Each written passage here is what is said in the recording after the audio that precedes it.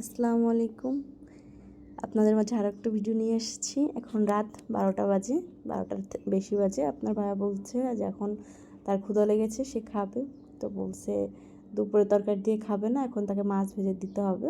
তো আমিও ফ্রিজ থেকে মাছ বের করে ধুয়ে লবণ হলুদ মাখিয়ে নিয়েছি। এখন আমি কড়াই গরম করে দিয়ে দিচ্ছি।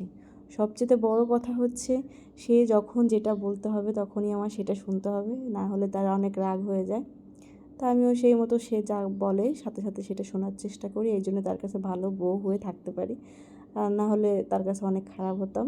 এটাই নিয়ম যে শ্বশুরবাড়ি সবার কথা না শুনলে ভালো থাকা যায় না, ভালো হয়ে চলাও যায় না, মানে তাদের কথা মতো না চললে ভালো বউ হওয়া যায় না। যতটুকু পারি আমার সাধ্য মতো শুনি। তো আমি সব কিছু নিয়ে নিয়েছি, একদম সিম্পল, ঘরে কিছু নেই, টমেটোও নেই।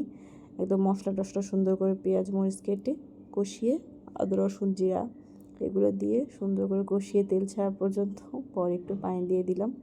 পানিটা ফুটলেই সেই মাছগুলো ভাজা দিয়ে দিচ্ছি। সে বারবার আমাকে রান্নার মধ্যে বলছে কেন হয় না, কেন হয় না। তার ক্ষুধা লেগেছে, রান্না তো হবে। আবার কাঁচা থাকলেও তো বলবে যে কী রান্না, ভালো না হলেও বলবে কী রান্না করে নিয়ে এসেছো। এমনি আমি অত রান্না বান্না ভালো করতে পারি না। যাই হোক, ধনেপাতা ছিল, ধনেপাতাগুলো দিয়ে এই যে আমার রান্না শেষ। আর রুমে যেয়ে দেখি সে প্লেট নিয়ে বসে আছে, একদম গরম ভাত, ধোয়া উঠতেছে। এখন সে খাবে, ভাতও দিয়ে দিচ্ছি। এই যে এখন তরকারি দিচ্ছি, তার আর মানে সহ্য হচ্ছে না, তো দেরি হচ্ছে কেন।